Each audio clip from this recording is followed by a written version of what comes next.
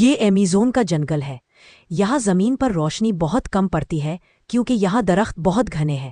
اس جنگل میں پودوں اور درختوں کی تعداد اربوں میں ہے۔ ایک رپورٹ کے مطابق صرف ایمیزون کے جنگلات میں درختوں کی تعداد تقریباً 390 ارب ہے۔ یہاں کے درخت اتنے گھنے ہیں کہ بارش کا پانی زمین تک پہنچنے میں 10 منٹ لگتے ہیں۔ یہ دنیا کا سب سے بڑا جنگل ہے۔ ایمیزون کا جنگل دنیا کے 9 ممالک میں پھیلا ہوا ہے، جس میں برازیل سرفہرست ہے۔ ماہرین کا کہنا ہے کہ اس جنگل کا کل رقبہ 55 لاکھ مربع کلومیٹر پر محیط ہے، جبکہ پاکستان کا رقبہ 195,000 مربع کلومیٹر ہے۔ اس سے آپ بخوبی اندازہ لگا سکتے ہیں کہ یہ جنگل کتنا بڑا ہوگا۔ ایمیزون یونانی زبان کا لفظ ہے، یعنی اے اور مزان۔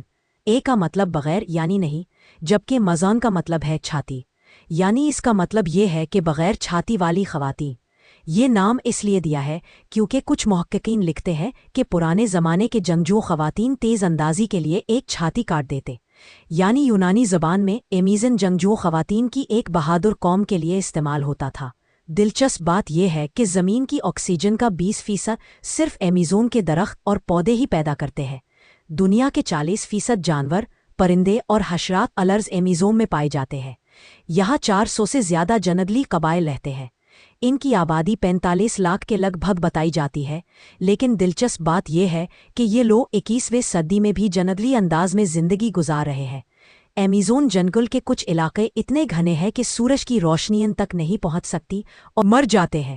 دریائے ایمیزون پانی کے لحاظ سے دنیا کا سب سے بڑا دریا ہے اور اس کی لمبائی 7,000 کلومیٹر ہے۔ دریائے ایمیزون میں مچھلیوں کی تقریباً 30,000 اقسام پائی جاتی ہیں۔ ایمیزون کے جنگلات میں موجود 60% مخلوقات ابھی تک بے نام ہے، یعنی ابھی تک ان کا کوئی نام نہیں دیا گیا۔ یہاں کی مکڑیاں اتنی بڑی اور طاقتور ہے کہ پرندوں کو بھی پکڑ سکتی ہے۔ دلچسپ بات یہ ہے کہ یہاں پھلوں کی 30,000 اقسام پائی جاتی ہے، اور اس سے زیادہ حیرت انگیز بات یہ ہے کہ ماہرین حیاتیات اس جنگل کے صرف 10% تک ہی پہنچ پائے ہیں۔ ایمیزون جنگل میں قدرت کے ہزاروں راز دفن ہیں۔